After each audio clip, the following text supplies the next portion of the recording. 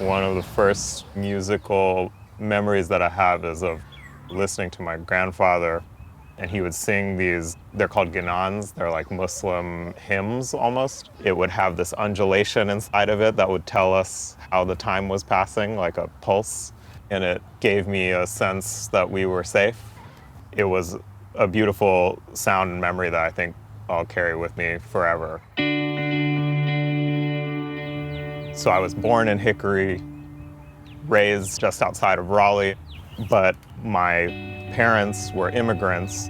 They were born and raised in East Africa, and before that my family was from India. So influences from all of that migration were felt in our household even as I was growing up, and sort of having this tie to these other places and these other ways of being and thinking, putting together music, which for me has always been like a form of therapy and a form of expression. Categories or genres or these things weren't ever something that I observed strictly because I never fit into those boundaries anyways. That was beautiful to me, and so my music, like my being as a person, is hybrid.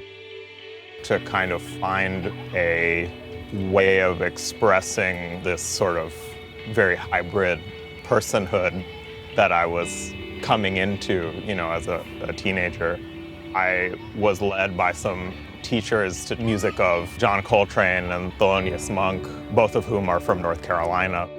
Like, you can just hear 2 seconds of a recording of either of them and immediately know who it is. It's so distinct and idiosyncratic, but not because it's trying to be different or trying to push people so much as it is just this beautiful, whole, sincere, honest expression of a person's perspective and a person's story, and the way that that music was formed, in a historical context, in the face of immense backlash and negative kind of pressure.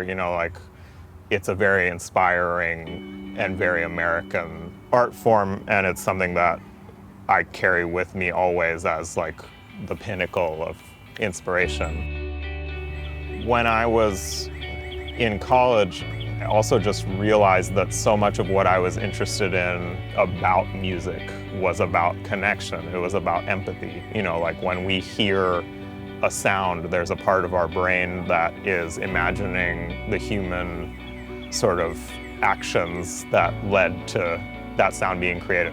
With an interest in improvised music, I was curious about how we behave in conditions where there's risk or uncertainty. And that was one of the things that, getting more exposed to cognitive neuroscience and the kinds of research that people do in that field influenced me and was something that I wanted to be around.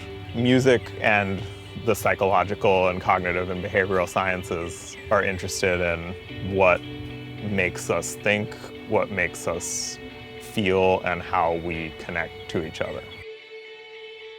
It's a tremendous honor to be invited to present our music here at the North Carolina Museum of Art on this bill with musicians who all in diverse and beautiful ways represent the great breadth of what North Carolina music kind of exists as out in the world. And I feel so lucky every time I'm asked to play here.